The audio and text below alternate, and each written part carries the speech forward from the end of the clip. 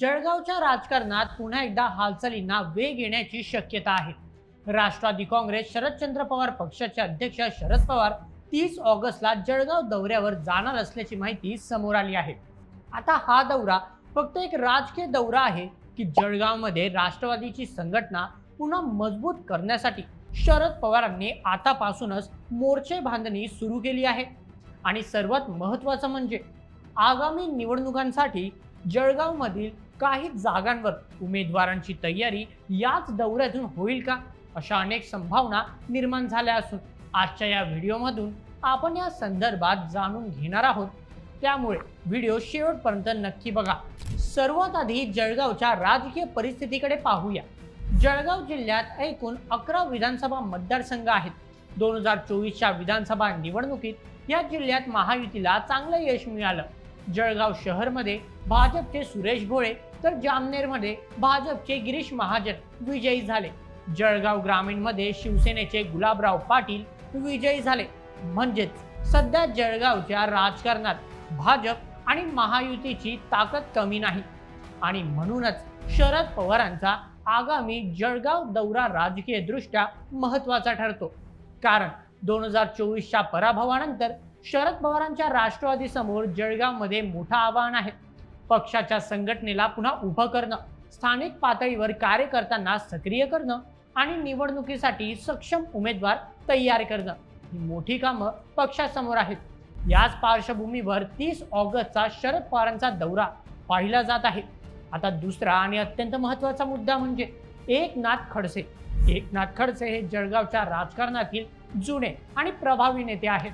भाजपमध्ये दीर्घकाळ काम केल्यानंतर त्यांनी राष्ट्रवादी काँग्रेसमध्ये प्रवेश केला आणि सध्या ते शरद पवारांच्या राष्ट्रवादी सोबत आहेत. मात्र गेल्या काही महिन्यांपासून खडसे पुन्हा भाजपमध्ये जाणार असल्याच्या चर्चा रंगल्या होत्या. भाजपचे राष्ट्रीय सरचिटणीस विनोद तावडे आणि खडसे यांची भेट झाल्यानंतर या चर्चांना आणखी उधाण आलं होतं. परंतु खडसेंनी स्वतः या चर्चांवर स्पष्टीकरण देत मी शरद पवारांसोबत आहे आणि यापुढेही राहणार अशी भूमिका मांडली. त्यामुळे सध्या तरी खडसे शरद पवारांच्या गटातच असल्याचं स्पष्ट आहे. आणि इथेच जळगावच्या स्थानिक राजकारणाचा आणखी एक महत्त्वाचा पैलू समोर येतो. एकीकडे भाजपची जळगावमध्ये मजबूत संघटनात्मक आणि निवडणूक स्थिती आहे, तर दुसरीकडे शरद पवारांच्या राष्ट्रवादीला आपली पूर्वीची राजकीय पकड पुन्हा मिळवण्याचं आवाहन आहे. त्यात खडसे यांची भूमिका राष्ट्रवादीसाठी महत्त्वाची ठरू शकते. कारण जळगावमध्ये राष्ट्रवादी शरद पवार गटाला संघटना उभी करण्यासाठी स्थानिक पातळीवर प्रभावी नेतृत्वाची गरज आहे. 2025 मध्येही जळगावमधील शरद पवार गटाच्या राजकीय परिस्थितीचा आढावा घेताना खडसे हे पक्षासाठी महत्त्वाचा आधार असल्याचं विश्लेषण करण्यात आलं होतं. त्यामुळे आता प्रश्न असा आहे की शरद पवार जळगावमध्ये नेमकी कोणती राजकीय रणनीती आखणार? कारण फक्त दौरा करून किंवा सभा घेऊन निवडणूक जिंकता येत नाही. त्यासाठी बूथ पातळीवर संघटना, स्थानिक कार्यकर्ते, मतदारांशी संपर्क आणि प्रत्येक मतदारसंघासाठी सक्षम उमेदवाराची गरज असते. त्यामुळे शरद पवारांच्या दौऱ्यात स्थानिक पदाधिकारी आणि कार्यकर्त्यांची चर्चा होणार असेल तर त्यातून पक्षाच्या पुढील राजकीय तयारीचा अंदाज येऊ शकतो. आणखी एक महत्त्वाचा मुद्दा म्हणजे उमेदवार. सध्या या दौऱ्यातच अंतिम उमेदवारांची घोषणा होणार आहे असं ठामपणे म्हणता येणार नाही. मात्र पक्ष जर काही मतदारसंघांमध्ये संभाव्य उमेदवारांची चाचपणी करत असेल, स्थानिक नेत्यांची ताकद तपासत असेल किंवा इच्छुकांशी चर्चा करत असेल तर हा दौरा त्या प्रक्रियेतील महत्त्वाचा टप्पा ठरू शकतो. म्हणजे शरद पवारांचा जळगाव दौरा हा फक्त शक्ती प्रदर्शन नसून संघटनात्मक ताकद तपासण्याची संधी ठरू शकतो. आता भाजपच्या बाजूने पाहिलं तर जळगावमध्ये गिरीश महाजन यांच्यासारखा प्रभावी नेतृत्व आहे. जळगाव शहर आणि जामनेरमध्ये भाजपची निवडणूक ताकद दिसून आली आहे. त्यामुळे शरद पवारांच्या राष्ट्रवादी समोरच आवाहन सोपं नाही.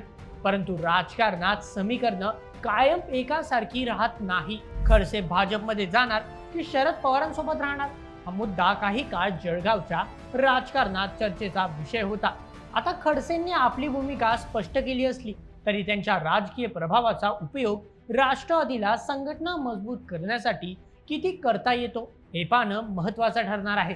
त्यामुळे 30 ऑगस्टचा शरद पवारांचा जळगाव दौरा हा आगामी राजकीय लढाईची दिशा ठरवणारा ठरू शकतो का, याकडे लक्ष लागलेलं आहे.